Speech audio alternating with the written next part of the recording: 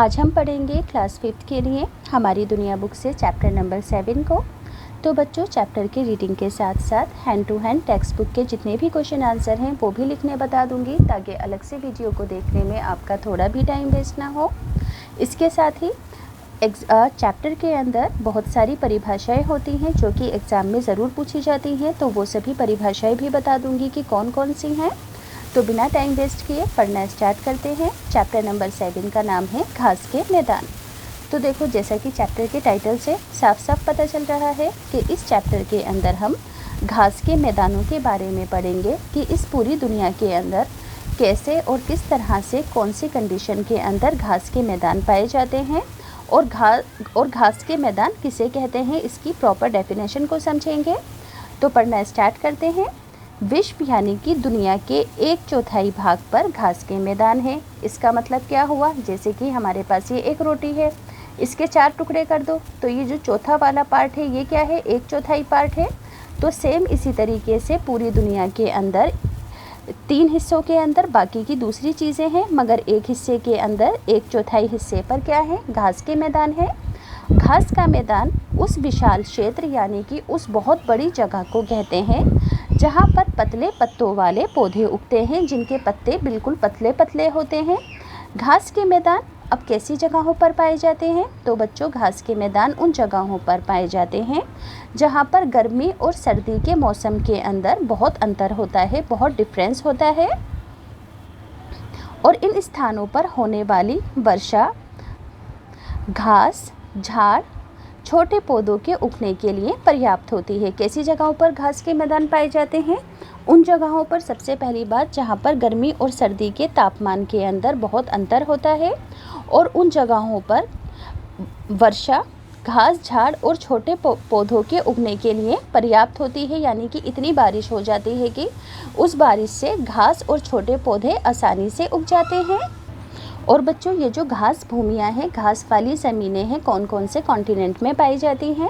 तो Asia, Africa, उत्तरी America, दक्षिणी अमेरिका, ऑस्ट्रेलिया के महाद्वीपों में पाई जाती हैं। सिर्फ घास के मैदान बच्चों कहाँ नहीं पाए जाते हैं? कौन से महाद्वीप में नहीं पाए जाते हैं? अंटार्कटिका में नहीं पाए जाते हैं, क्योंकि यहाँ पर सिर्फ बर्फ़ ही बर्फ़ जमी होती है। आगे है, क्या आप जानते हैं कि चावल, गेहूँ, मक्का और जौ जैसी फसलें जंगली घासों से ही विकसित हुई हैं, यानी कि इन्हीं घासों का एक विकसित रूप है। ये सारी ही फसलें यहाँ पर आपको सभी के चित्र दिख रहे होंगे, जौ के, मक्के के, चावल के, गेहूं के। तो ये जितनी भी फसलें हैं ये एक जंगली घासों के ज़रिए से ही पैदा हुई हैं। और इसी तरीके से बच्चों, जो हम गन्ना खाते हैं, आपने देखा होगा, तो गन्ना भी घास का एक प्रकार ही है, ये भी एक तरह से घास ही है। अब बच्चों, टेक्स्ट बुक के 3 क्वेश्चन हैं। पहला क्वेश्चन है कि घास भूमियाँ किन महाद्वीपों में पाई जाती हैं? जैसा कि मैंने अभी बताया था कि 7 महाद्वीप हैं।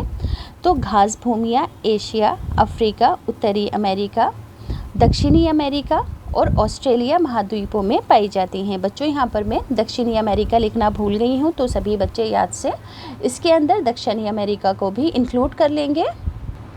अगला क्वेश्चन है कि कौन कौन सी फसलें हैं जो कि घास से विकसित हुई हैं? तो अभी मैंने बताया था कि चावल, गेहूँ, मक्का और जौ जैसी फसलें जंगली घासों से विकसित हुई हैं, और गन्ना भी एक प्रकार की घास है। तो स्क्रीनशॉट लेकर हैंड टू हैंड आंसर लिखते जाना। अगला क्वेश्चन है कि घास के मैदान किसे कहते हैं? तो गा वाले का आंसर लिखोगे कि घास के मैदान उस विशाल क्षेत्र को कहते हैं जहाँ पतले पत्ते वाले पौधे उगते हैं। ये उन स्थानों में पाए जाते हैं जहाँ गर्मी और सर्दी के तापमान में बहुत अंतर होता है। आपकी मर्ज़ी है, आप ग्रीष्मकालीन और शीतकालीन लिखो या ना लिखो, क्योंकि यहाँ पर यह लिखा है। आप डायरेक्ट ही गर्मी और सर्दी के तापमान में बहुत अंतर होता है, सिर्फ इतना भी लिख सकते हो। तो स्क्रीनशॉट लेकर ये तीसरा आंसर भी लिख देना गा वाले का। आगे है बच्चों, घास के जो मैदान हैं ज़्यादातर 2 कटिबंधों में पाए जाते हैं। उष्ण कटिबंध के अंदर उष्णकटिबंधीय घास वाली भूमियाँ होती हैं, जैसे कि पश्चिमी विषुवतीय रेखा, अफ्रीका, दक्षिणी अमेरिका की घास भूमियाँ। समझ में आया कि घास के मैदान 2 कटिबंधों में पाए जाते हैं। उष्ण कटिबंध के अंदर उष्णकटिबंधीय घास भूमियाँ, और इसका एग्जाम्पल भी दिया है। इसमें ग्रीष्मकालीन अत्यधिक गर्म होता है, यानी कि ये जो एरिया होता है उष्णकटिबंध का, मैंने इससे पिछले वाले चैप्टर में भी पढ़ाया था कि उष्णकटिबंध के अंदर बहुत ज़्यादा गर्मी होती है, अत्यधिक गर्मी होती है, परंतु यहाँ ग्रीष्मकाल के अंत के अंदर बहुत ज़्यादा वर्षा भी होती है। तो बारिश की वजह से यहाँ पर बहुत बड़े भागों के अंदर घासों के मैदान बच जाते हैं, क्योंकि यहाँ पर गर्मी के साथ साथ बारिश भी होती है, तो बारिश से घास उगती है। देखो बच्चों, अगर ग्लोब के अंदर देखेंगे तो उष्णकटिबंध का ये पूरा पीला वाला एरिया है। इसके अलावा बच्चों जो दक्षिणी शीतोष्ण कटिबंध है वहाँ पर भी घास की भूमियाँ पाई जाती हैं इस पूरे एरिया के अंदर। और इसकी जो यहाँ पर लाइन के अंदर जो डिग्रीज लिखी होती हैं वो 23.5 डिग्री दक्षिण से 66.5 डिग्री दक्षिण तक है शीतोष्ण कटिबंध की। तो इस एरिया के अंदर भी बच्चों पृथ्वी के इतने इस वाले एरिया के अंदर जो देश आएंगे उसके अंदर भी घास भूमियाँ पाई जाती हैं। और बच्चों ये जो एरिया होता है इन क्षेत्रों में ज़्यादा सर्दी और गर्मी भी पड़ती है और साल भर यहाँ पर हल्की हल्की बारिश भी होती है, जो कि घास के उगने के लिए काफ़ी होती है। भिन्न भिन्न महाद्वीपों और देशों में घास भूमियों को अलग अलग, तो देखो घास की भूमियों को अलग अलग देशों में अलग अलग महाद्वीपों के अंदर बच्चों अलग अलग नामों से पुकारा जाता है। जैसे कि पश्चिमी अफ्रीका के अंदर घास भूमियों को सवाना कहते हैं। इसी तरह से दक्षिणी अमेरिका के अंदर बोलिविया और पैराग्वे के घास के मैदानों को ग्रान चाको कहते हैं। यानी कि बच्चों समझने वाली बात क्या है कि अलग अलग महाद्वीपों के लोग घास की भूमियों को अलग अलग नामों से पुकारते हैं। ये उष्णकटिबंधीय घास भूमियाँ हैं। दक्षिण अमेरिका देश अर्जेंटीना में पाम्पास, मध्य एशिया में स्टेपिस, उत्तरी अमेरिका में प्रियरी, दक्षिण अफ्रीका में घास के मैदान को वेल्डेस कहते हैं। यानी कि अलग अलग जगहों पर अलग अलग नामों से पुकारते हैं। बच्चों चैप्टर के फिलअप्स हैं, सभी बच्चे मैं पढ़कर बता देती हूँ, हैंड टू हैंड अपनी अपनी बुक्स में लिख लेंगे। हिरन, जिराफ, ज़ेब्रा व जंगली भैंस जैसे घास खाने वाले जानवर हैं। शेर, बाघ, चीता व भेड़िया मांसाहारी जानवर हैं। घास के मैदानों में बहुत पशु भी पाए जाते हैं, क्योंकि यहाँ पर इनको पर्याप्त मात्रा में चारा खाने को घास मिल जाती है। घास के मैदान ज़्यादातर 2 कटिबंधों में पाए जाते हैं। पहला कौन सा है? उष्ण कटिबंध, और दूसरा क्या है?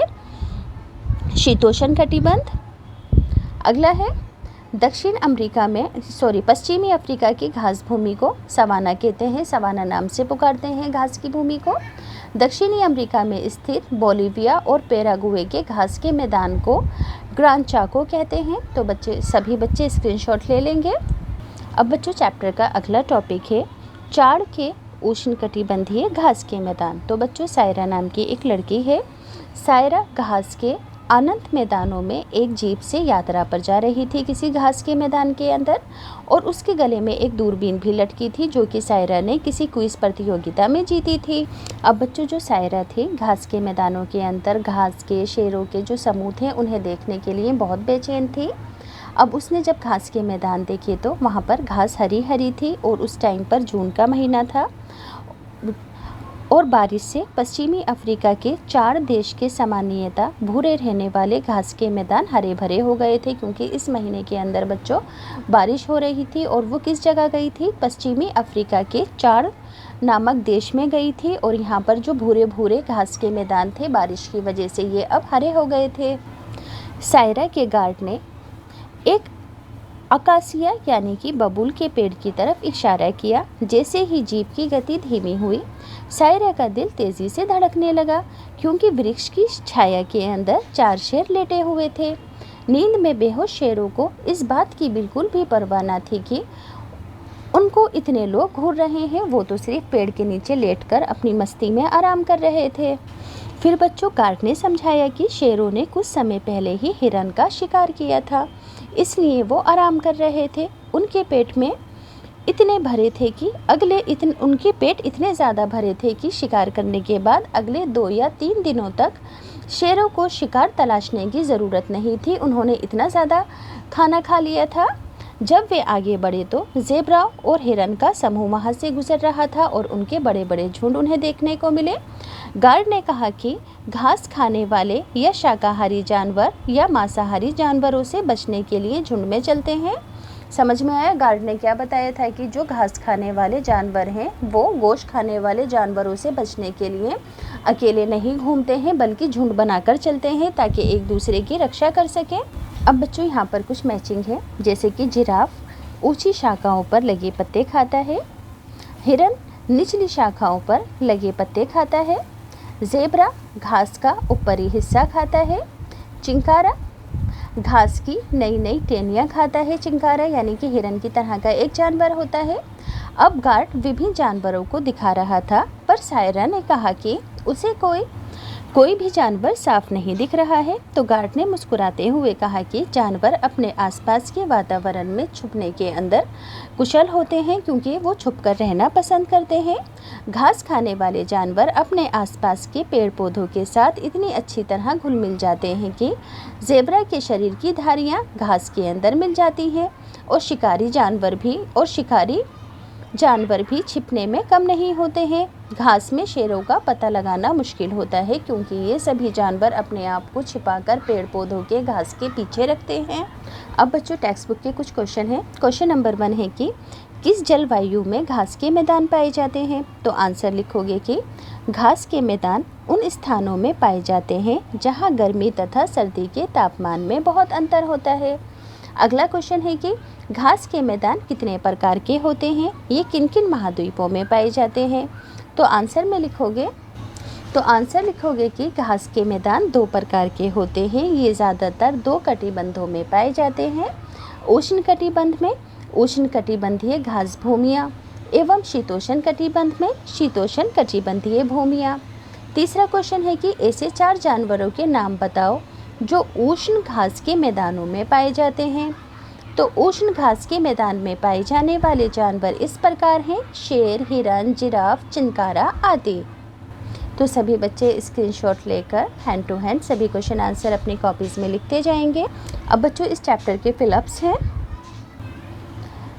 पश्चिमी अफ्रीका की घास भूमियों को सवाना कहते हैं। घास के मैदान उष्ण कटिबंध और शीतोष्ण कटिबंध में पाए जाते हैं। घास खाने वाले जानवरों के रंग अपने आसपास के पेड़ पौधे जैसे होते हैं ताकि ये शिकारियों से अपनी हिफाजत कर सकें।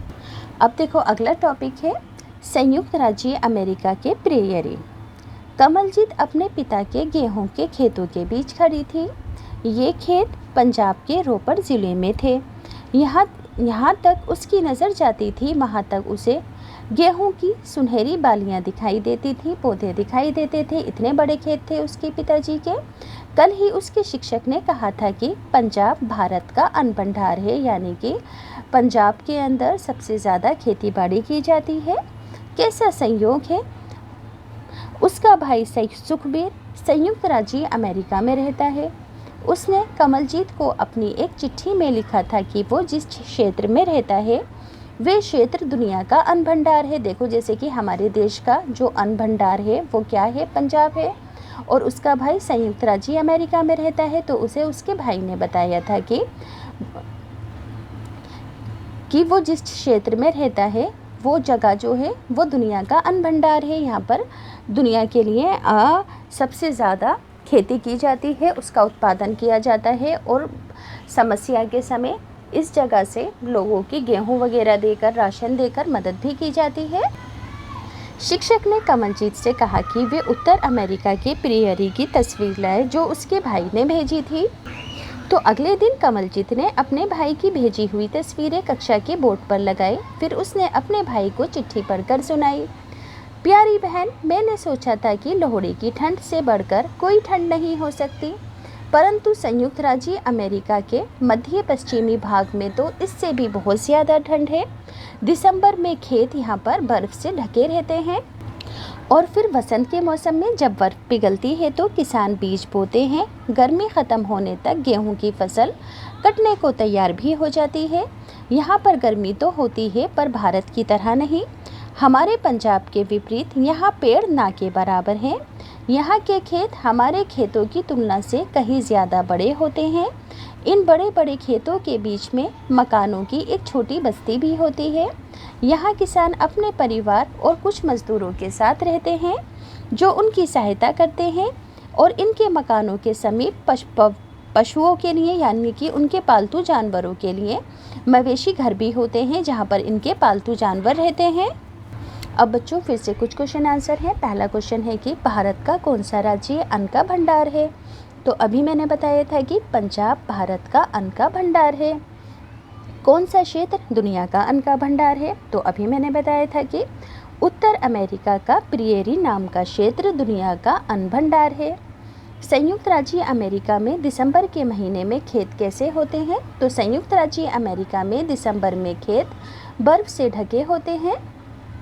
किसान कब बीज बोते हैं? तो संयुक्त राज्य अमेरिका में वसंत के मौसम में जब बर्फ़ पिघलती है तो किसान बीज बोते हैं। और गेहूं कब काटते हैं? तो अमेरिका में गर्मी ख़त्म होने के बाद गेहूं की फसल कटती है। अगला है मवेशी घर किसे कहते हैं? तो अभी मैंने आपको बताया था मवेशी घर पालतू पशुओं के घर को कहते हैं। अमेरिका में बड़े बड़े खेतों के बीच में मकानों की एक छोटी बस्ती होती है तथा किसानों के मकानों के पशुओं भी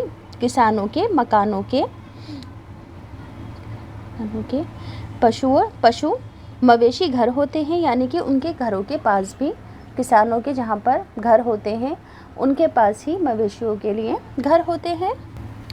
आगे उन्होंने अपने ख़त के अंदर लिखा कि इन खेतों का आकार बहुत बड़ा था और उन्हें देखकर मैंने सोचा कि इसमें बहुत सारे मज़दूर काम करते होंगे, मगर बच्चों इन खेतों के अंदर सभी काम मशीनों के ज़रिए होता है। डिब्बे भवनों जितने ऊंचे होते हैं यानी कि इनको रखने के लिए जो डब्बे बने होते हैं वो घरों जितने ऊंचे होते हैं और इन डिब्बों को साइलो कहते हैं। जिस काम को पूरा करने में कई दिन लग सकते हैं मशीनों से वो काम बिल्कुल इजीली कर लिया जाता है। पश्चिमी प्रियरी के पहाड़ी इलाकों में मिट्टी मोटी और कम उपजाऊ होती है, वर्षा भी कम होती है, इसलिए यहाँ पर किसान आलू उगाते हैं और अन्य किसान खुली घास भूमियों के अंदर मवेशियों को पाल लेते हैं। क्योंकि यहाँ की मिट्टी बच्चों कम उपजाऊ होती है, इसी वजह से ये फसल को ना उगाकर मवेशियों को पाल कर उन्हें घास वगैरह खाने के लिए छोड़ देते हैं, जिससे इनको आमदनी हो जाती है। अब बच्चों चैप्टर के फिलअप्स हैं। संयुक्त राज्य अमेरिका में जुताई, बुआई और कटाई ट्रैक्टर और कंबाइन हार्वेस्टर जैसी मशीनों द्वारा की जाती है। प्रियरी के किसान गेहूं, जौ, राई, गन्ना और मक्का जैसी फसलें उगाते हैं। आगे है पश्चिमी प्रियरी के पहाड़ी इलाकों में मिट्टी मोटी और कम उपजाऊ होती है। मवेशियों का दूध मशीन दोहती है यानी कि मशीन से निकाला जाता है मवेशियों से दूध। अगला टॉपिक है मंगोलिया का स्टेपिस। मंगोलिया के वृक्षहीन स्टेपिस ने हजारों वर्ष तक खानाबदोश पशुपालकों और घुड़सवारों का पोषण किया है। यहाँ बहुत तेज़ हवाएं चलती हैं और ये दुनिया का सबसे बड़ा विशाल घास का मैदान है जो अब भी अपने प्राकृतिक रूप में है। घुटनों तक ऊंची घास करीब 2,50,000 वर्ग किलोमीटर के एरिया में फैली हुई है और ये क्षेत्र बांग्लादेश से भी बहुत बड़ा क्षेत्र है, घास का मैदान है यह। और यहाँ पर जो बस्तियाँ हैं वो बहुत कम हैं। लगभग 10 लाख मंगोलियाई चिंकारा स्टेपिस में प्रवास करते हैं यानी कि मंगोलियाई लोग कहाँ पर प्रवास करते हैं? चिंकारा स्टेपिस के अंदर। कभी कभी ये 2.5 लाख या उससे भी अधिक झुंड में होते हैं और ये एशिया का एक अनोखा दृश्य है। देखो यहाँ पर आपको दिख रहा होगा मंगोलिया का ये स्टेपिस नाम का जगह है। अब बच्चों इस चैप्टर के फिलअप्स हैं। घास के मैदान शीतोष्ण कटिबंध में पाए जाते हैं। अगला है पश्चिमी अफ्रीका की घास भूमि को सवाना कहते हैं। पैराग्वे के घास के मैदान को ग्रांचा को कहते हैं। ऑस्ट्रेलिया के घास के मैदान को डाउन्स कहते हैं। डिब्बे जैसे भवनों में अनाज भरते हैं, इन्हें साइलो कहा जाता है। किसान जिस खुली घास भूमि में मवेशी पालते हैं उस घास भूमि को रेंज कहते हैं। तो स्क्रीनशॉट लेकर हैंड टू हैंड लिख लेना। क्वेश्चन आंसर है। पहला क्वेश्चन है कि प्रियरी की क्या विशेषता है? तो प्रियरी दुनिया का अन्न भंडार है और ये क्षेत्र संयुक्त राज्य अमेरिका में स्थित है। प्रियरी में खेती कैसे की जाती है? तो प्रियरी में दिसंबर में खेत बर्फ से ढके रहते हैं। बसंत में जब बर्फ पिघलती है तो किसान बीज बोते हैं। खेतों में जुताई, बुआई आदि हार्वेस्टर जैसी मशीनों से की जाती है।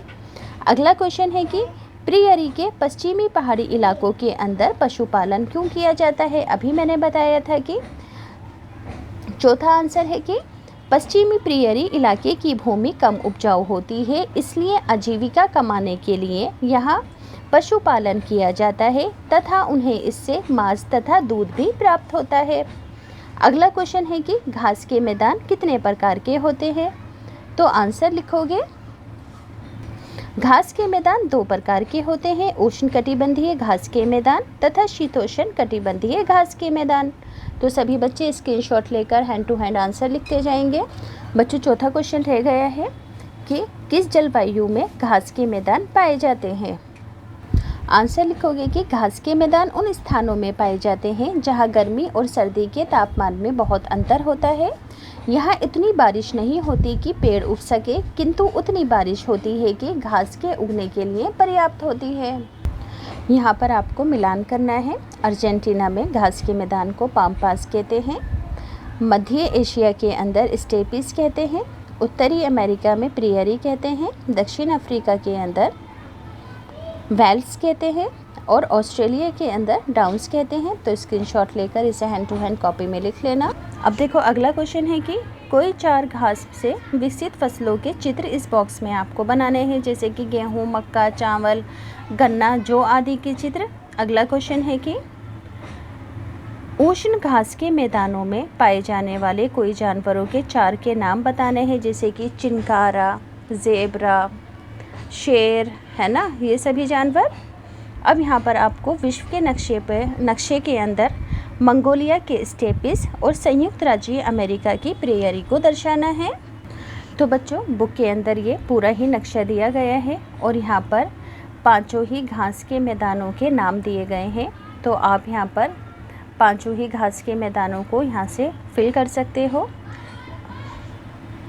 इस चैप्टर के बच्चों राइट रॉन्ग हैं। घास के मैदान उन स्थानों पर पाए जाते हैं जहाँ सर्दी या गर्मी में बहुत अंतर होता है। तो बिल्कुल ठीक है। चावल, गेहूँ, मक्का और जौ जैसी फसलें घासों से विकसित हुई हैं। बिल्कुल ठीक है। घास वाले क्षेत्र पशुओं की विशाल आबादी के लिए अनुकूल होते हैं। बिल्कुल ठीक है। घास के मैदान उष्ण कटिबंध में पाए जाते हैं। बिल्कुल ठीक। बोलिविया और पैराग्वे घास के मैदान उष्ण कटिबंध में हैं। बिल्कुल ठीक है। शाकाहारी जानवर मांसाहारी जानवरों से बचने के लिए झुंड में चलते हैं। ये भी बिल्कुल ठीक है। भूरी घास में शेरों का पता लगाना मुश्किल है। बिल्कुल सही।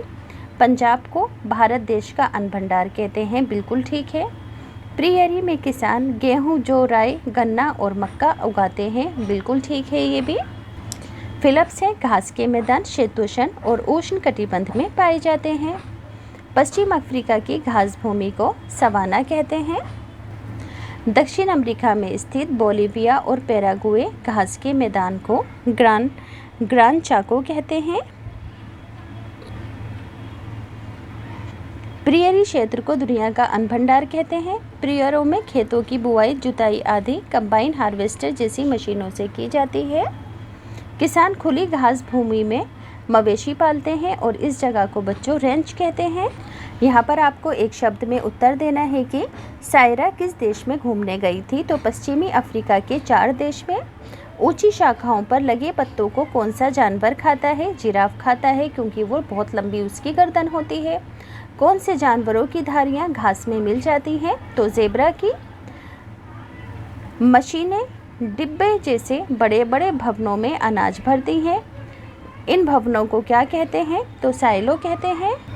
पहला क्वेश्चन है कि घास के मैदान किस जलवायु में पाए जाते हैं? तो यहाँ पर लिखोगे कि घास के मैदान उन स्थानों में पाए जाते हैं जहाँ गर्मी और सर्दी के तापमान में बहुत अंतर होता है। पहले क्वेश्चन का आंसर है ये। अब देखो, दूसरा क्वेश्चन है कि घास के मैदान कितने प्रकार के होते हैं और ये किन किन महाद्वीपों में पाए जाते हैं? तो आंसर लिखोगे कि घास के मैदान 2 प्रकार के होते हैं, उष्ण कटिबंधीय घास के मैदान तथा शीतोष्ण कटिबंधीय घास के मैदान।